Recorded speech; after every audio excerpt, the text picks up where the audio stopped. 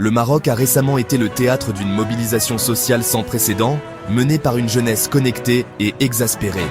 Ils sont la génération Z, et leur colère, véhiculée sous le nom de Gen Z 212, a éclaté au grand jour, révélant les fractures profondes de la société marocaine. Qui sont-ils et qu'est-ce qui a mis le feu aux poudres? Gen Z 212 n'est pas un parti politique, mais un collectif de jeunes, pour la plupart anonymes, nés avec le smartphone. Le nom associe la génération Z, née entre 1997 et 2012, au Code téléphonique international du Maroc, 212. Leurs appels à manifester ont circulé principalement sur les réseaux sociaux, notamment via des plateformes comme Discord. Ils se décrivent comme un espace de discussion et affirment agir par amour de la patrie et du roi, tout en rejetant officiellement la violence. La mobilisation a pris racine dans un climat social déjà tendu. Le chômage des jeunes est élevé et l'inflation frappe durement les ménages. Mais les revendications se concentrent sur l'état des services publics. Le slogan « Les stades sont là, mais où sont les hôpitaux ?» résume leurs sentiments.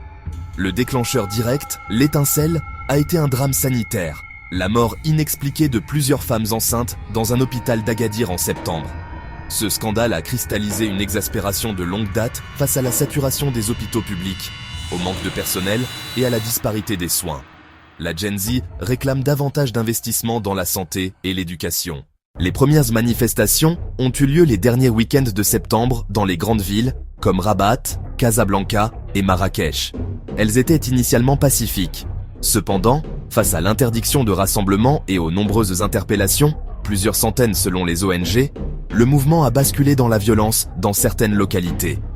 La situation a connu un tournant dramatique avec des affrontements violents et des actes de vandalisme, incendies de véhicules de police et d'agences bancaires. L'incident le plus grave s'est produit dans le sud, notamment à Lekliaa, où une tentative d'assaut d'une brigade de gendarmerie royale a été rapportée, entraînant la mort de plusieurs assaillants par tir des forces de l'ordre en état de légitime défense, selon les autorités.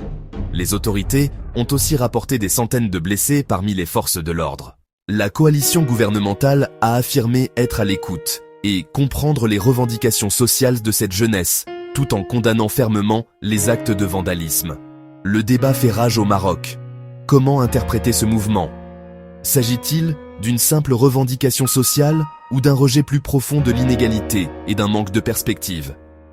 Les experts s'accordent à dire que la Gen Z marocaine n'accepte plus l'autorité sans compétence. Elle réclame une gouvernance plus transparente, une justice sociale concrète et un avenir digne. L'ampleur de cette mobilisation, initiée en ligne, est le symptôme d'une jeunesse qui refuse l'invisibilité et qui utilise de nouvelles formes d'expression pour se faire entendre. Musique se calme.